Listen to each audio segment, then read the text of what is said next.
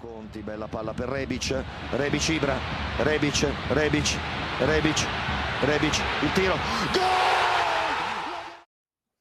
Hello everyone and welcome to another episode of the SempreMilan podcast. I'm your host, Ollie Fisher, back after a 1 week absence, joined once again by Anthony Torgrud. What's up, guys? Happy to be here. Using my big old person headphones because of the mishap last week. So hopefully we don't have any problems this week, but glad to be here. Madison's with us as well. Yeah, hopefully we won't have any problems like we just had 3 minutes ago. So they didn't need to know that. No, that's true. Second take, but here we go. We're doing well. New surroundings for me. I've moved to London, so that's fun. I'm going to try and get set up with a little studio out back there with some Milan stuff up for the next episode. But for the time being, the lighting there isn't working. So such is the fun of moving into a new property. But I'm in a good mood regardless because last night we won 4-1. And it was pretty much the perfect occasion. Fans haven't been present at San Siro for, what is it now, like 18 months, 17 months? I think the last time that fans were at a home game was February 2020 when we beat Torino 1-0 and Ante Rebic scored the winner. It has been such a long time coming. It almost felt strange to be playing in front of fans to me. But, the atmosphere before the game and everything was absolutely magical. There's no other word to describe it, really. And it's made me even more hyped for the trip that us lads are going on in January, which, we will reveal more details about in due course. But yeah, we won 4-1 as well, which was perfect. All 5 goals came in the first half. I really wasn't expecting that. It's the first time I think we've scored 4 goals in the first half since 2010 against Chievo. It might be 2011, sorry. And there's not much to say apart from we bullied them for 45 minutes and then we managed the game in the second half. But feels pretty good, doesn't it? Yeah, it was a lot of fun. It was the first Milan game that I've forced my girlfriend to watch, and she was watching it with me, and she's like, "Do you guys just score every time you get the ball?" And I was like, yes, we do. So she's got a rough season ahead of her. She has no idea what she just got into. But yeah, it was a blast, a lot of fun. Tonali scored free kick identical to Pirlo's first goal against the same team in the same spot, in the same jersey, in the same stadium. Wild. And then Leao got credited for the second one, correct? You did, yeah. I was wondering. I was just like, I don't remember Leao scoring. It hit off. Yeah, it deflected off Brahim, sent the keeper wrong-footed, but because it was on target with the initial shot, it's still credited to Leao. Yeah, and that makes sense in the event of an own goal, but to me, I don't know. Yeah. I don't care because it's a goal for us either way, and like whoever gets it, it's fine. But it just seems a bit strange. Yeah, I don't know. I guess I'm not too worried about it. And then Giroud, of course, with a brace, 1 penalty, and 1 first-time shot from running into the box from out wide. So fantastic. I think that rule about the shot on target and deflection and all that, it really should be on a common sense basis because that hit Brahim on the backside. He didn't know too much about it, but that was definitely the reason that it went in because, as you say, wrong-footed the keeper and went in. And I just feel like, common sense should have prevailed there, but the rules are the rules, and Rafa gets a goal, and Brahim's already got one, so I doubt that he really cares too much about it.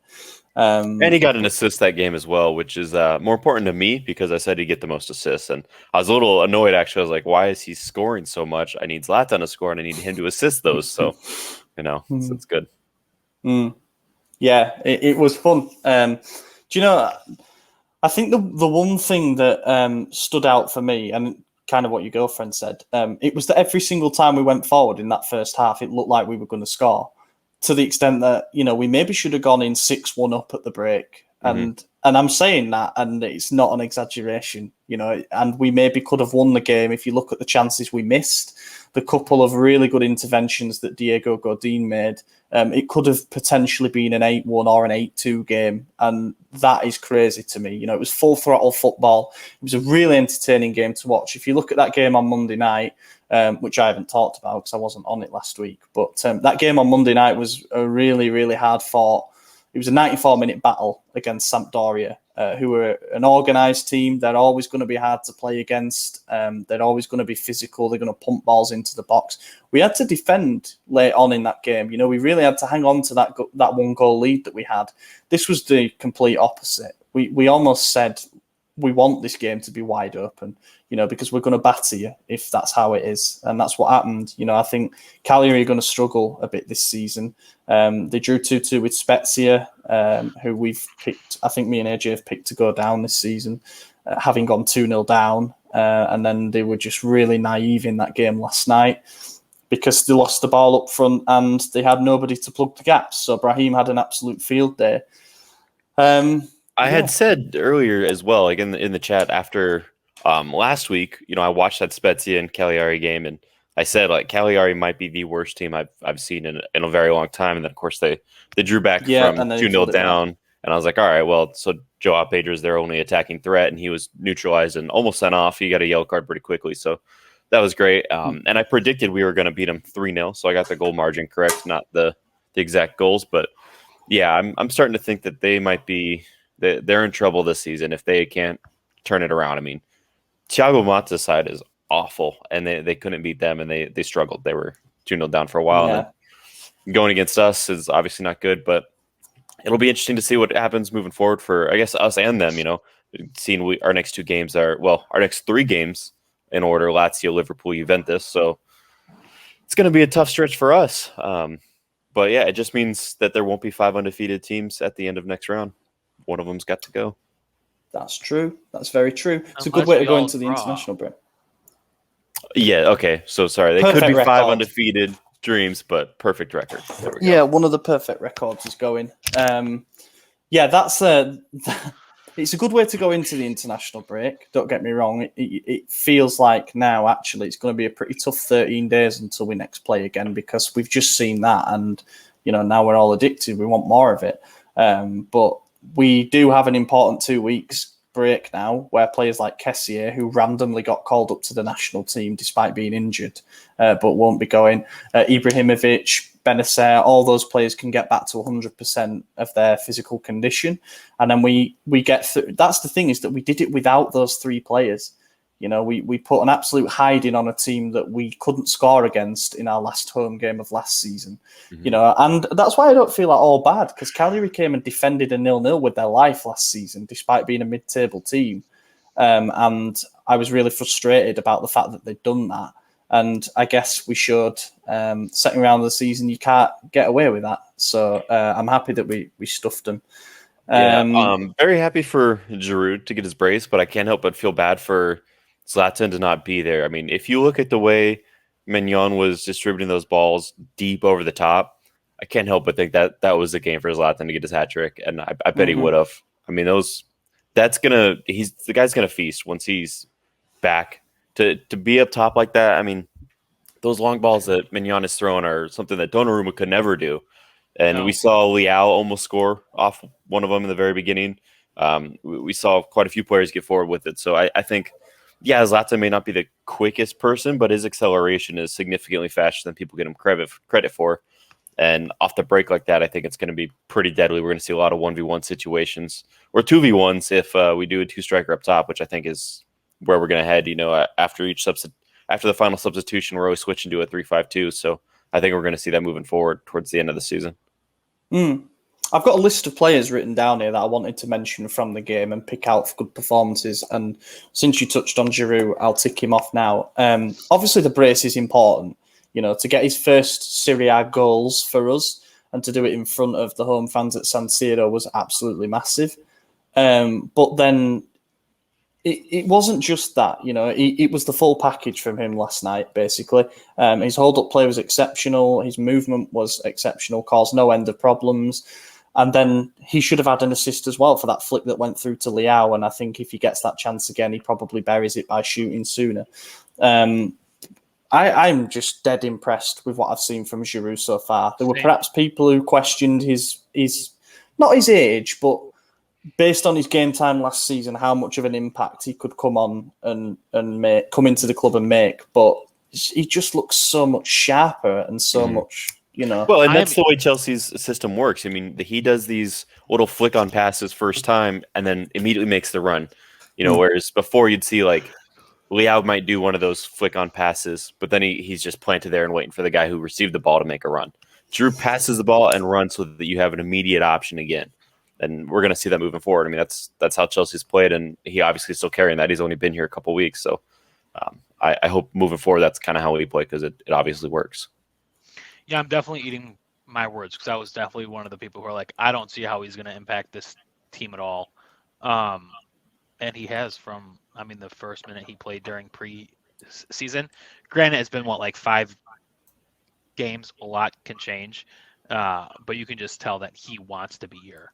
Mm-hmm. You know, he had offers from other clubs making more money, but he chose to be here. So, yeah, people are saying, Curse of the Nine's broken, but remember, Fernando Torres scored in his very first touch in a Milan jersey. He did, yeah. And Higuain was on fire. Yeah, and Higuain was on fire until he played Juve. I mean, we've had good number 9s. Piontek scored a boatload until he switched to that. Like, we've had good players, so we'll see what happens. I'm not saying the curse is real or anything, but it's interesting. I like that he came out and said or he said on multiple occasions that he just doesn't believe curses. And I guess a few players before that have said it as well. But I'm a believer that the players that we've had in those circumstances that have worn the number 9 shirt have not necessarily been great centre forwards. And then we've had players who have worn it who haven't been the best players and have actually done quite well, like Lapadula. And here we are with Giroud, who is a player who has won everything that there is to win, really. Champions League last season, World Cup, and he's here and he's just taking it on his shoulders and he says, yeah, I'm going to lead this team. And I really like it. I think he's got a dilemma as Pioli when Ibrahimovic comes back. I mean, it is obvious to say Ibra goes straight back into the starting lineup, but I really feel like we've got some quality depth now and we can rotate accordingly. And I said I think a few Zlatan weeks knows ago, that. They panned Zlatan on the bench every single time that Giroud did something nice. And you could kind of see it on Zlatan's face. I don't want to say like worry or anything, but he was like, okay, I have some competition here. There was that video as well that was doing the rounds where Giroud sort of glanced over towards the bench area and Ibra nodded at him and clapped him. And I'm thinking, Giroud doesn't need your approval. Like he's his own big player. It's not like it was Pellegrini who did something and yeah, it was funny. There was one time where it was right after Giroud's second goal. It panned Zlatan again, and unrelated, but the way that the camera editing looked, it looked like it was almost as if Zlatan was crying. It just it panned to him right as he was doing this, and I was like, oh, he's wiping a tear away, he's lost his spot. But a beautiful moment. Yeah, I think it was less of like a clap of approval, but more like a hey, good job, That's how. Isn't that what a clap of approval is? I think. Yeah, I guess so. I don't really moving on. I see it as two different things, but okay. I get what you're saying though. It was just more like, hey, all right, keep it up. Encouragement not like as well. You did it, boy, Yeah, it was encouragement, definitely, and it will have definitely boosted him. I think them two are going to really like working with each other. And do you know what I said a few weeks ago when we were on the verge of signing Giroud? I said it's one of those signings that I'll put at a 6 out of 10 if we don't sign another striker, but an 8 out of 10 if we do. And now Pellegrini's come through the door as that young, a young player who is just that third option, that buffer in case we need him. And he's 20 years old. He's got a lot to prove. He did well in Serie A before as a 16-year-old. I'm not saying he's going to rip the world apart, but I think he's here to play a clear and obvious role, and that makes the Giroud signing look even better. Was he on the bench? No. Okay. He said after the international breaks, he's got to build up his condition a bit, which is fair. I saw people saying, like, why didn't we give him a chance? We were up 4-1. I'm like, I don't think he got called up, but I wasn't sure. No, he didn't. I was happy to see Maldini get a chance, though. It was nice seeing him. Come on. That was cool. Yeah. Again, he still looks like lost out there, though. He still looks like, what should I do? He's won a competition. Yeah. No, he's not that bad. But one thing I will say is he brought him on with 5 minutes to go, 4-1 up. I just feel like that was a good situation to give him 15 or 20 minutes, with the game done. For sure. And that was the only thing that... And then he brought Samu on with 50 seconds to go. Now, we won't talk about it yet, but I think that might have been to get Giroud the ovation that he deserved, but also, It was both. It might be. Because the Ultras were chanting for Samu prior, Yeah. and I think we all kind of are aware that this might be his last time wearing the shirt, so it's very possible that was like, give Giroud the standing ovation as well as give Samu a sending off, Mm-hmm. It seemed like the Ultras were in tune with that as well, and it wasn't going to be like a little boo fest, so I thought it was nice. We'll come on to the Samu thing in a bit. I've got it written down. But Cagliari game. Tonali, I've got down, obviously, because what a peach of a free kick that was. He's already surpassed Çalhanoğlu's free kick legacy for me with that. But I think people, on a serious note, the set pieces that Tonali can whip in are brilliant. And I think people underrate that aspect of his game. We look threatening from pretty much every corner. And if we get anything on the left edge of the box, he's shown that he can get one up and over the wall from 20 yards. As AJ alluded to, it was basically a carbon copy of Pirlo's first goal for us. Let's hope that he doesn't end up going a similar path, but it certainly was quite eerie to see it. But not only that, a really, really assured performance from him, I thought. He got forward plenty again, but I think most importantly, he's growing in confidence and he looks a completely different player to what we saw last season. I think almost being the leader of that midfield, given that he's above the Krunich in the pecking order, has been good for him, because he's been wanting to get on the ball and he's been wanting to make things happen. And then the defensive aspect of his game was there last season anyway. So yeah, I thought he was pretty damn solid, and Krunich deserves a mention as well. There were times where it looked like we were basically playing a 4-3-3, and he was the man who was the deeper of the midfield three, and people might not have been expecting that, but once again, it worked wonders, just like it did against Sampdoria. I won't say it was a 9 out of 10 or anything like that, but it was a very solid performance from a player that a lot of people were saying should be sold, and now we're calling him Cruniesta, Sergio You're the first person to say that. So Someone here's my thing with Tony Krunic. Sorry, my thing with Krunic. Yes, it was a good game, and I'm probably going to get slated for this, but I do have a little bit of criticism, and it's very small, but it's still there, and it's fair. So my stream was like 10, 15 seconds behind Ollie's, and I got a message in the group chat from you, all caps, wanker, and I was like, oh, great, we either conceded or something bad happened. So I'm watching it intently, and the first thing I see is I see Krunic give the ball away, and they have a counter that ultimately gets foiled pretty quickly. The wanker was about Leao missing his shot shortly thereafter, the 1v1. So if you go back and watch right before that, you'll see Krunic give the ball away in a very dangerous area, and there was no good reason to have given the ball away. So that is my criticism of him. I saw a lot of people saying he had a perfect game. It just shows, the short-term memory of fans when you score 4 goals right after. So it wasn't a perfect game, but it was very close. And I think Pioli is going to have... Sorry, I'm just logging into work here because it's Monday morning. I think Pioli's going to have a hard time towards the end of the season. We're going to really see what he's made of as a manager, because before it was a lot easier to maintain your squad when you know who your starters are. But this year we've brought in 7 or 8 different players. Even the backups are solid, and they're performing at the top level, like Tonali, like Krunic is doing. We got Brahim, who was last season's backup, now as a starter. We got Salamakers, who's been swapped with Florenzi, and everyone's coming in. You got Romagnoli back in, you got Giroud, Zlatan. You have so many different moving parts that it's going to be interesting to see how Pioli manages, to see how lineups go moving forward. A lot of people think that's a good problem to have, and it is. But when you have a manager like Pioli who hasn't quite experienced that at the top level yet, you don't know if he's going to tinker too much and get it wrong. That's like Pep's main criticism, is he overthinks stuff. Is that going to be Pioli's as well? So I don't know. It'll be interesting to find out towards the end of the season. He's always said, hasn't he, in public, that he wants 22 starters or 22 players of starter level quality, because that's what you need as a good team and a good squad when you're competing on 3 fronts, as we are with Europe and obviously the Coppa Italia, which represents a good chance for us to win a trophy. But now he's got it, and I've done a complete U-turn on Krunic, because I was definitely calling for his sale at the beginning of the summer because I didn't see a role for him. You know, he was our 5th choice defensive midfielder at best. You know, he was going to be our 3rd choice attacking midfielder and potentially our 4th choice left winger until Hauger left, and then he probably got bumped up one.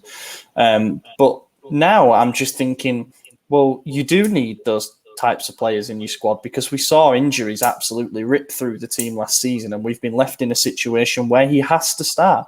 You know, I tweeted saying we should never have been left in a position where Rade Krunich has to start a game for us in defensive midfield this season. And he's kind of made me eat my words because he's done a solid job there. He is never going to be perfect in that position because we saw last season when he played there against Celtic, he dropped a couple of clangers and it just wasn't his night. I think he's always got a bit of an error in him like that, but he's a player that's never going to kick up a fuss when he's not playing and he's on the bench. But he's a player who will also step in and give it 100% when he is called upon. So why not have someone like that around? So yeah, I was happy to see it.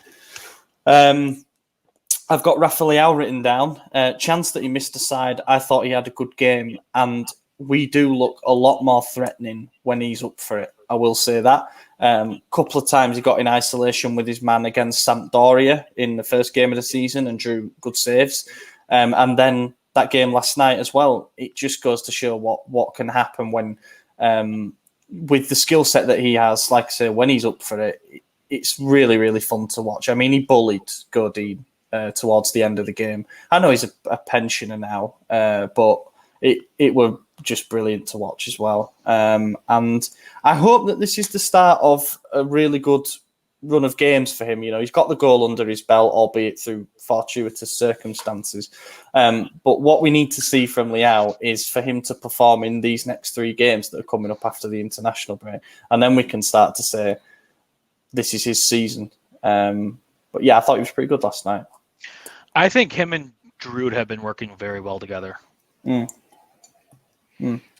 Yeah, we've seen them together as far back as preseason, and you're right. They do seem to have a decent chemistry built, and it's going to continue to get stronger. So I think I don't know who, it might have been Gian or one of you guys, I can't remember, but someone predicted that this is going to be his breakout season, and maybe it is. Wasn't me. I predicted Tonali, I think. Yeah, it's an interesting one because it's not like a really bold call to say this could be his breakout season. He's heading into his 3rd season in Serie A. We paid 28 million euros for him.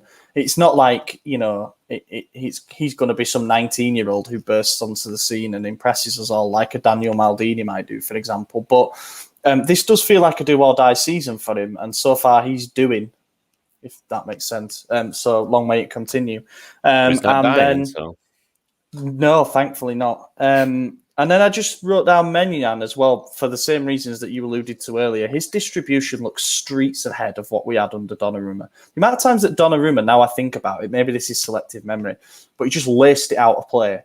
You know, he just sailed one over everybody's head and out for throwing from a goal kick. With Maignan, we basically have another Regista playing in the team, like another playmaker in the team. You know, did you see the video of him at half field? Isn't that mental? I mean, that could backfire one day, to be totally honest. But I think that was from a corner though.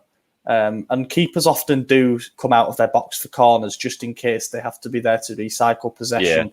Yeah. But still, it's great to see. And also, I want to pick out the save that he made on that Leonakis free kick where he tried to sneak it in at the near post and to get 2 strong hands to that. And it was right on the line as well, as goal line technology showed. I've been dead impressed with him. He's vocal. You know, when corners coming in, he does not mind shouting, saying, you should be there, get a effing move on, or words to that effect. What do we think about the goal that he conceded, however? Because he got a hand to it. It wasn't a very strong hand, but I don't think he could have done much more. However, I do think if it was Donnarumma, just because he's got the extra 5 inches of height, I bet that would have been a save. Is that how much it is? 5 inches? I think so. I don't know. How tall is he? I thought Maignan was like 6'3" and Donnarumma was 6'6". So what? Oh, is he 6'3"? Okay, I thought he was like 6'1" or 6'2". But regardless, they're all tall people, you know. Yeah, maybe. You will maybe be able to all season compare. Oh, Donnarumma would have done this. Mike would have done that. You know, and what can he do from the bench though? That's what I want to know. You can't do anything. You can watch the game. Maybe he can give him a clap of approval or a good job clap. You know, one or the other. Sorry, but in real game time, I was a little disappointed that had gone in, but after Mhm. seeing the replay, there was nothing more that he could have done. Yeah. No, it was a fluke, really. Mhm. Or you could say it was a perfectly placed header.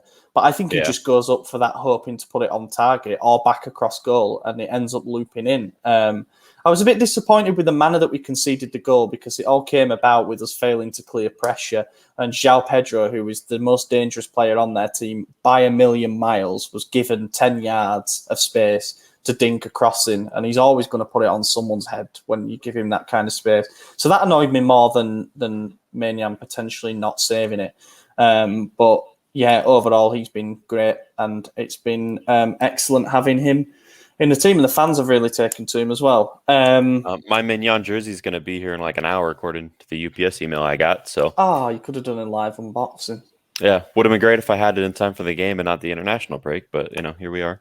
You can support him while he's with France.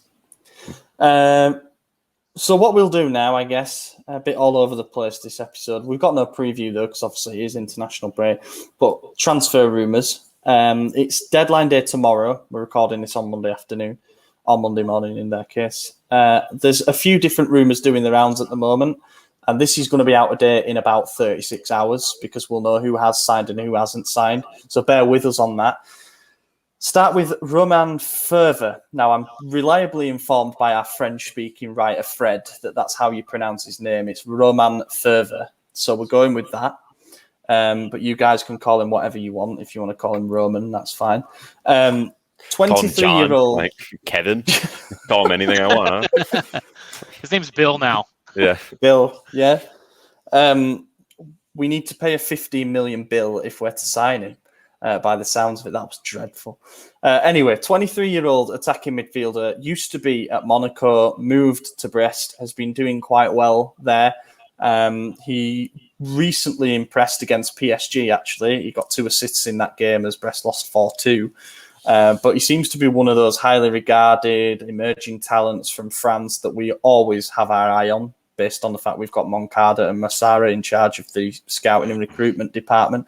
But this one sounds like it's got the best chance of getting done out of all the targets. We know that we need an attacking midfielder. Ideally, we want a right winger as well. This guy can play both positions. It's not a really high-cost deal. Sounds like he's got good potential and could fit into our system.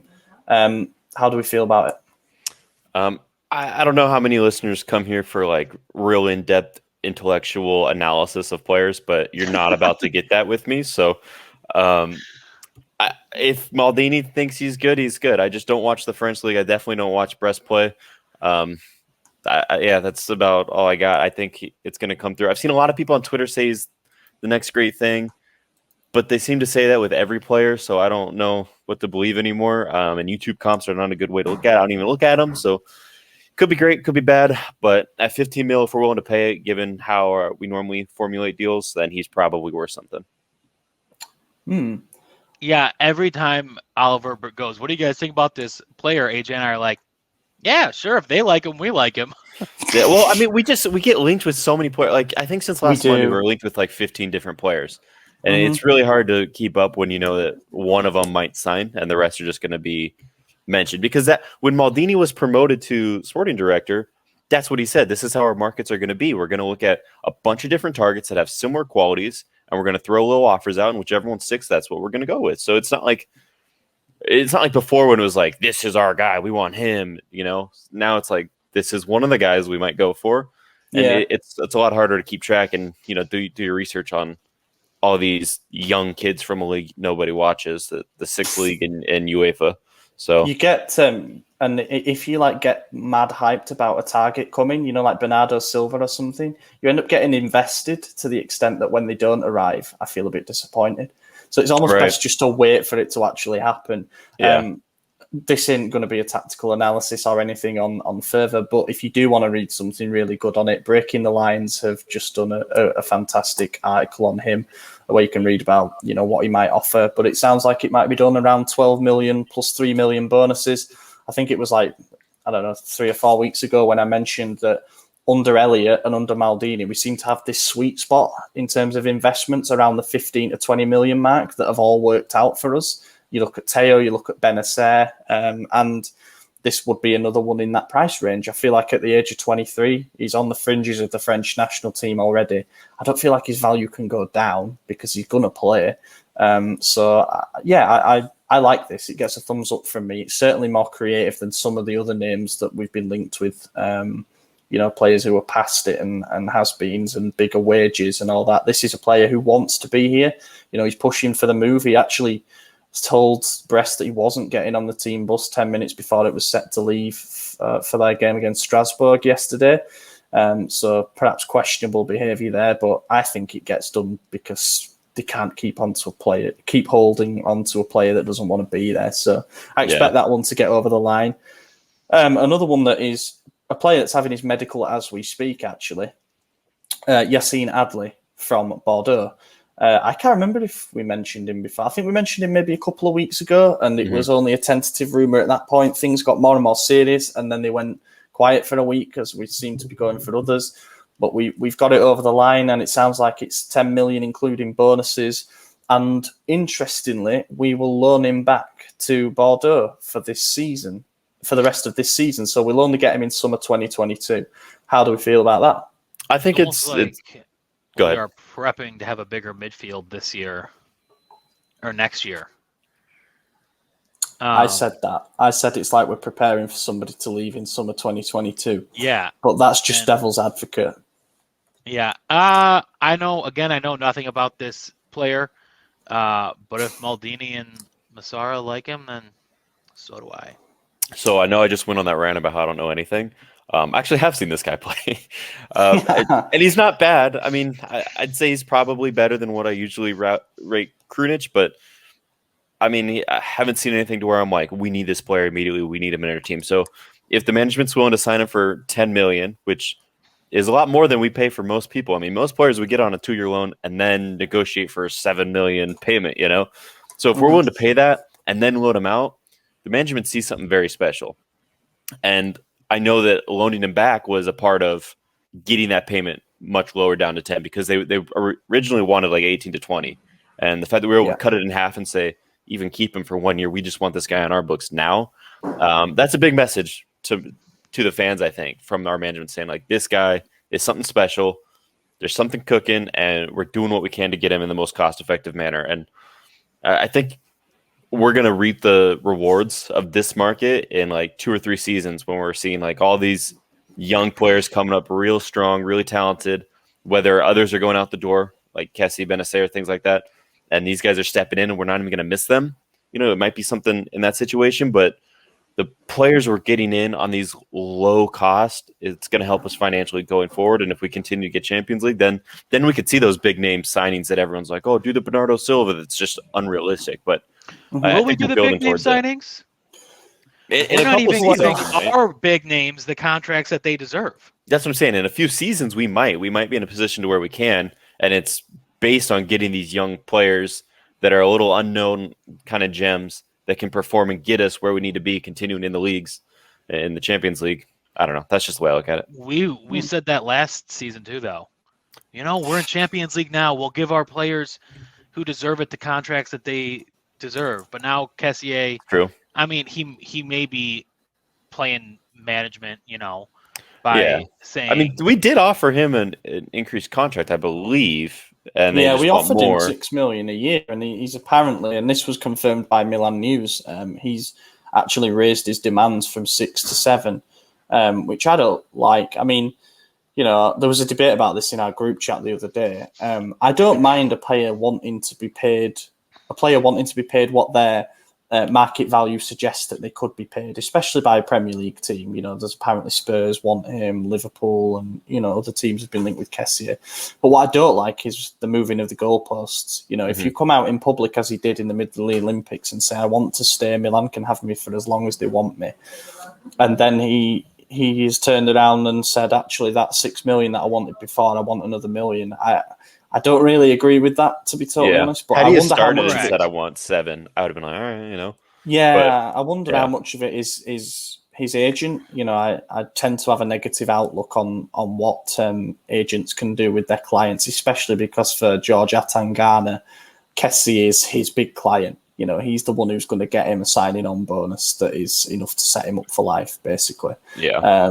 And that is something to think about, maybe worry about. But I'm not even going to say anything, because with the Donnarumma and Çalhanoğlu things I said, my gut feeling is that they both renew, and they both ended up out of the exit door. But with Kessie, I don't know.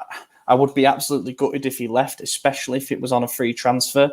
But because of what's happened with Donnarumma, I'm almost emotionally numb to it now. I'm like, if you don't want to be here, if you want to get your money elsewhere, then do it, and we will find someone who's happy to take $5 million a year. Yeah, but that's also really bad business. Like, we're just letting him walk for free. Yeah. At some point, we got to make money off of our players. We are apparently owned by the best vulture hedge fund in the world, but they can't even make money off of soccer players. Yeah. Meanwhile, Chelsea's able to make $1 million off of 35-year-old Giroud, who's supposed to be leaving on a free. Like, come on, we can't do that. Like, we need to start putting these +1 deals in, these +1 extensions in all of our deals. Like, that's the only way we can start doing it. Yeah, I know that's harder to get managers to agree. Do it in every single contract. And it works really well for them. I think with Kessie, I mean, they've got to look at it, take the emotional side out of it. Economically, it just makes total sense to pay him what he wants. If it's a 5-year extension at $7 million, you offer him it, you make him sign it, and then just think to yourself in your head, right, we might have to sell him next summer because we don't want to keep paying him that much. But, you've only paid him that 1 year of salary then, so it's not as big a hit as it will become an economic decision. I don't think it's unreasonable to offer him like a climbing contract. Like, say it's a 4 or 5 year deal, and give him 6 for 2 seasons of that 5 year deal, and then 6.5, and then 7 in the last one. And then it's merit based. If he's improving, then it's like, all right, cool, you did earn this. But for now, it's like you had 1 world-class season, you had 1 great season, and 1 okay season. Like, we need to continue to see that trajectory going up to justify giving you the 7 or 8 mil that you want, and we think you're worth it, but prove it to us. So here's here's your stipulation. If you can improve, then we'll improve. But I don't know. The fact that we haven't seen any rumours of a sale, and again, this could be naivety, but the fact that he has only been linked with teams, and not for this transfer window, but on a free transfer, that to me suggests there's some confidence that they're going to get it done. We're meeting with his agent regularly, and we keep edging towards it. I expect, he rocked up to Casa Milan on his own at some point in the last couple of weeks. I just think that eventually it's all going to come out like it did with Calabria's renewal. It all just came out in one day. It's done. He's about and I to think sign. He wants to be there. He's sitting on the bench injured. Like, he's with the team. He doesn't have to do it. He doesn't even have to show up. He could be in the stands with his family or friends. He could be at home watching. He could go on vacation. Like, he doesn't need to be there. But he chose to be on the bench with his teammates. So he wants to be at the club. Yeah, he does. And speaking of another player who wants to be at the club, in the last hour, it's been announced that Timu Bakayoko has come back. I'm just looking at the pictures now. He's got a big smile on his face, bless him. This has been one that's been rumoured for like weeks and weeks. Weeks and weeks, windows and windows, ever since we had him in that 2018-19 season under Gattuso, when he was probably one of the best midfielders in the league, to be honest. He's been linked with a comeback, and it's finally materialised. It's a bit of a different formula than what we thought was going to happen. Rather than it being a season-long loan with option to buy, it's a 2-year loan with an option to buy that could become an obligation. And as part of that, Chelsea have extended his deal by 2 years to 2024. 2-year loan, that's great. We've got him for at least 2 seasons, and by that time he will be 29. So that's something to bear in mind. But it'll still be prime years, I suppose. And the option to buy is around about 15 million, but it just defers the payment 2 years down the line if we do end up signing him. So I like it better than the deal that was reported at first. I don't mind it. I did see that there was something where the option could become an obligation, and that would make the fee from 15 to 20. I don't know if that's true, though. I read about how it can become an obligation under certain conditions, but I also read that there's this always happens. There was a war between the English and Italian media about what the actual figure is. Some saying 15, some saying 20. But Milan did acknowledge in their statement on the official website that it is an option that can turn into an obligation under certain conditions, which interestingly, I realise now looking back, they left out in Brahim Diaz's deal that there was an option to buy. So now I'm starting to panic and maybe there actually isn't one at all. But I think because at the end of Brahim's, Madrid have that buyback. Yeah. So I think that's why it was there. It's a bit complicated to explain, I suppose, via an official statement as well. But yeah, he's back, so he should be ready to take part after the international break. Obviously, a much-needed reinforcement, in my opinion, because of what's going on in January with the African Cup of Nations. We do need someone to be that deputy to Kessie, a physical anchor in the midfield, and we know what Bakayoko brings to the team. And Maddie wants to see him score a screamer, so hopefully that happens in January when he will be starting those games. Yeah. Which, by the way, last week, when Maddie and I were doing it and everyone commented, he scored a header against Inter. We know that. We were saying we wanted to see him score a screamer, which we don't think we'd done. A header's not a screamer. At least no, it's not. But, no, it was also a looping header. It wasn't a lucky header, but it was, it's kind of a. I just say we were aware of his derby goal. We wanted to see like a rocket. Yeah, a howitzer. It's interesting. Howitzer. He'd said while he was at Milan that he wanted to be there when the Champions League anthem comes back to the amazing stadium and stuff like that, and it's happened, and he's come back in time. Yeah, that's true. He just wasn't a part of making it happen. He's like, I'll come back. Just maybe when there's you're in a the correlation. I really hope that he can recreate his form that he had here before, because he's been at Monaco and then at Napoli since, and he has not created the form that he had. And at Napoli, he was under Gattuso as well, so I was expecting him to be great, but I think it's hard to get emotionally and physically like up for yourself to do that for Monaco when you were just at a club like Milan, and then at Napoli you're like, yeah, I got the same coach, but this is also the coach you were swearing out on the bench because he didn't sub you on, So I think it's more a connection with Milan than it was like Gattuso or anything else. But I don't know. Yeah, that's not a great excuse. You should be able to get up for whatever team you're on, but maybe on paper, his last two loan spells should have worked out for him because he was going back to Monaco, which was his previous comfort zone, and that was the place that earned him the big move to Chelsea. Didn't really happen for him. They didn't use that option to buy on him. And then he went to work under Gattuso again at Napoli. I don't think their system fitted him all that well, to be totally honest with you. But he still played over 40 games. And, I don't know how he performed on a game-to-game basis. I don't watch Napoli week in, week out. However, if he played over 40 games for them, that to me suggests he can't have been that bad. Gattuso kept using him again and again. And even scored a couple of goals for him. So I'm just hoping that because all he's been brought here to do is be a reliable deputy at the end of the day. And that's all we need him to be. And I'm delighted to have someone back who wants to be back at the club. So it's a win-win-win for me. I think it sorts our AFCON problem in January with Tonali and Bakayoko. If he's in decent form, that's all we need with Tonali in great form, So I think we're fine. Plus, Krunich coming off the bench. There's our three backups all performing at top level right now. So we're good. Yeah, that's true. And obviously now we could potentially have Faivre as well. Adli, I wondered as well, because he can still get called up by Algeria. So I wonder if we've kind of left him there knowing that he isn't going to be the cover that we need in January anyway, because he's going to be the AFCON as well. Could just terminate his loan too. Like if that was what got it across the line, just terminate the loans. Screw him.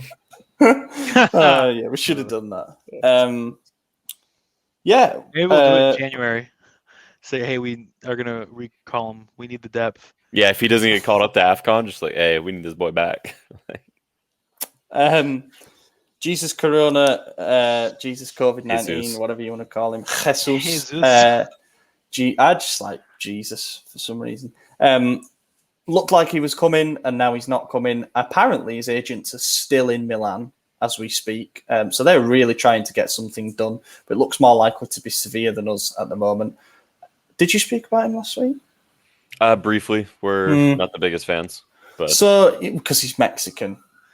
Whoa! Don't bring Mainly. nationality into this. hey, time out, Come on, man. it's like how I wouldn't say that I like a Scottish player for the same reason, though. International rivalries are a thing. Thank you. It's not his nationality that we don't like. It's that he's a rival player. You don't like that? Make he's that very Mexican. clear. I heard a lot of good things about him. I saw people, again, this is Twitter, so the pressure gauge is a bit off sometimes, but there were people saying that he would be a very useful addition for us if he's going to play on the right wing. He doesn't have the stats to play as a playmaker. Then I look down his stats and they're distinctly average. He's scored like 5 goals, 3 goals, 4 goals. And I just think, well, we get that from Salamanca's. So he isn't the outright upgrade for the right wing that I think that we were hoping for. And it would have been a difficult deal to pull off. Also, he's 28 years of age. His fee would have likely been over 10 million euros. It would have been fine for me if we'd have sold Samu and reinvested the money straight back into his replacement, someone who's more useful to us. But I think until Samu leaves, it would have been a bit of a luxury. Yeah. Excellent. And I must mention it just in case it ends up happening tomorrow in some bizarre turn of events, but there is an ESPN journalist in South America who is absolutely adamant that James Rodriguez is going to sign for us tomorrow and that we're not even going to pay a transfer fee to Everton. So it's been denied by Milan News, it's been denied by Daniele Longo and other sources. So that makes me think that it's just something to try and drum up a bit of hype. But I have to mention it in case it ends up happening. I would much prefer Faivre, a younger profile, someone who's more physically reliable at this stage because James has had his injury problems. And also James' attitude throughout this Everton thing over the summer has been not good, doing his Twitch streams and saying, I couldn't even tell you who Everton are playing this weekend. They're paying you wages, be a bit more respectful. I'm not a massive fan of the idea of signing him, but there's some who are all for it because he's a big name and he's shown what he can do at Real Madrid. He's a multiple-time Champions League winner. He's still perhaps got a few years left in him. He knows how to play the number 10 position. I guess there are a list of positives, but I just don't think we should take the risk. Great. Question time. And I'll try and make this quick because AJ is going to get his pay docked. Otherwise. I just got to. So the first question comes. What? I said I just got to do my job. Yeah, no, that's fine. Sorry, we all can't make our own hours, Oliver. He doesn't. Right now. So, God's Champions League draw, of course. Jello, how well do you think Milan are going to do in the Champions League? So, we got Liverpool, who we've only played twice in our history, 2005 and 2007 finals. We got Atletico Madrid, who were the last team that we played in the Champions League when we got knocked out in 2013-14. And we got Porto, who were just Porto. So how do we feel about it? Not the best. It's not great, is it? Yeah, I mean, Porto knocked out Juve last season, and they were really tough for Chelsea, who eventually won it. So it's not like they're slouches. They've obviously won it in their history as well, albeit not anytime recent. But it still have. So it's a tough group. It definitely is. The crazy thing is, it's not the worst draw we could have had either. No, there was a tougher group. Was... But yeah, this is going to be a hard one. I don't know how good we're going to do. I just hope we don't finish third. That's the only thing I want. Yeah, if we're going to finish, if we're not going to go into the knockouts, then give me fourth and let's just focus on the league. Yeah. When I first saw the draw, I was pretty disappointed because it's going to be a hard ass group. But one, we're in the Champions League, so you have to play the best of the best. Two, Liverpool's been shit in the group stages. I feel like in the past 2 or 3 years they got through on the final day. Because I was hoping that they weren't going to make it through. So I would love to beat them at Anfield. Well, that's the first game. Amazing. That's the first game back. But away fans aren't allowed there, right? No, but then Maxi has to pretend that he's disappointed on Twitter. Right, he's got to pretend he's a Milan fan again. Yeah. Right. Yeah. I think I don't hate the group stage draw. Some people might have had it in their head where, we need to look for an easy group, therefore we have an easier path through into the knockouts and then we'll see what happens. But then I'm just thinking, we know what this competition is about. Eventually you're going to have to play good teams, and teams that have been way above our calibre over the past few years. This now, like that United Europa League tie, is a good barometer, I guess, of where we're at. We will find out where we're at. It's okay beating up on Cagliari 4-1 at home, but we need to see how we get on against supposedly some of the best teams in Europe. And Atletico Madrid and Liverpool certainly are that. They've both been very effective teams in the Champions League. Obviously, Atletico knocked Liverpool out in the knockout stages last season or the season before.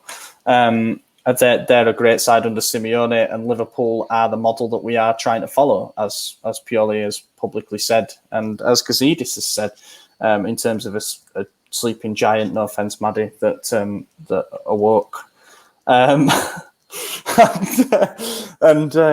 So we'll see how we get on against them. I didn't even hear what you said. Oh, that's the rudest shit I've ever heard. Oh my God. You call me a giant?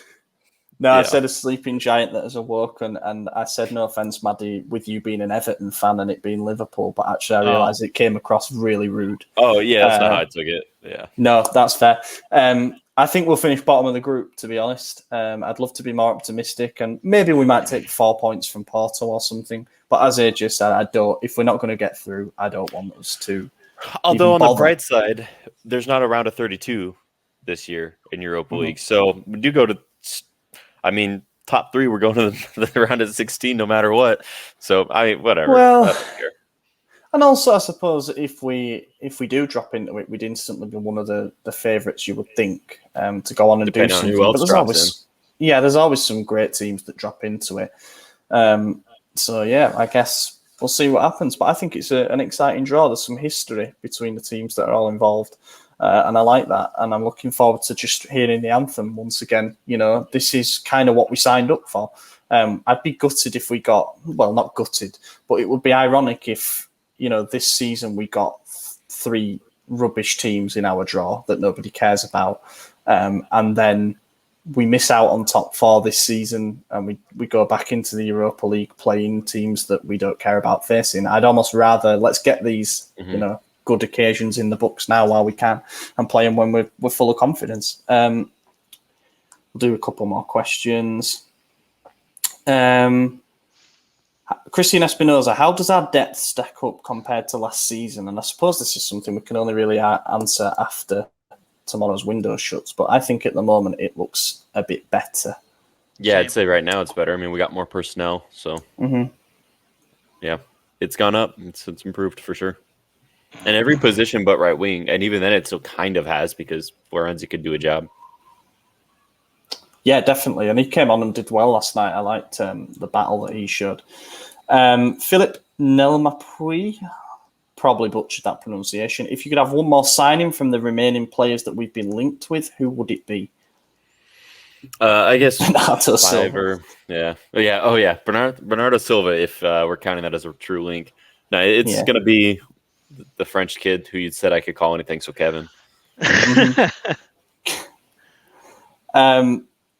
Bart again asks, can we already say Milan did well by letting Hakan go? Only because of this did Diaz get so much playing time to show his talent?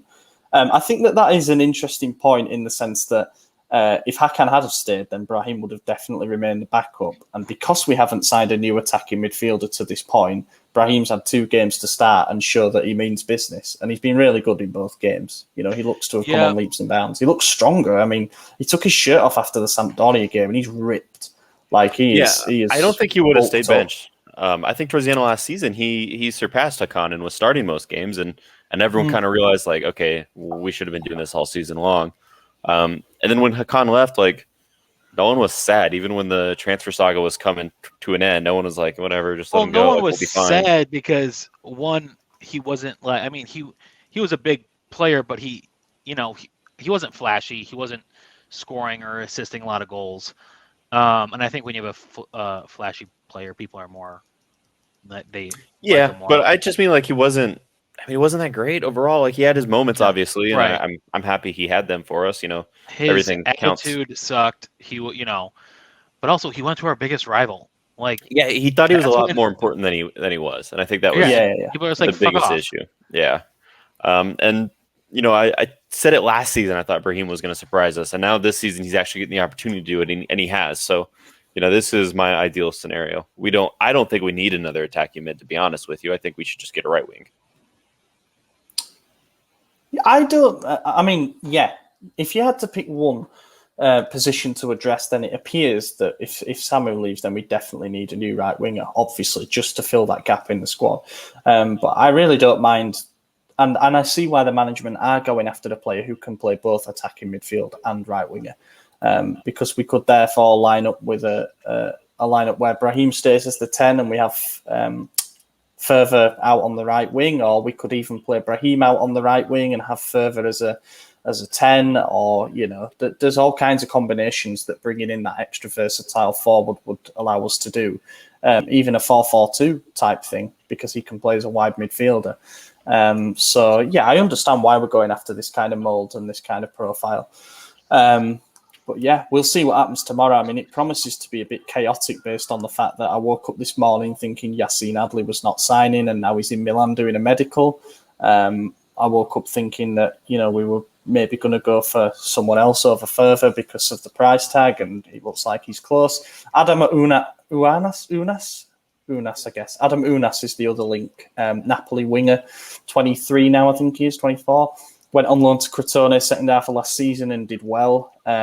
He's a player that hasn't ever really, realised his potential, but I do like the links with him if Samu were to leave.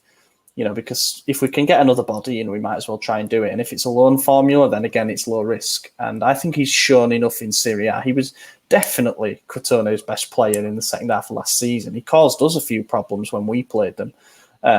He was one of the better players on the pitch. So yeah, I don't hate that link, but I think it's going to be too hard to get him from Napoli this late in the window.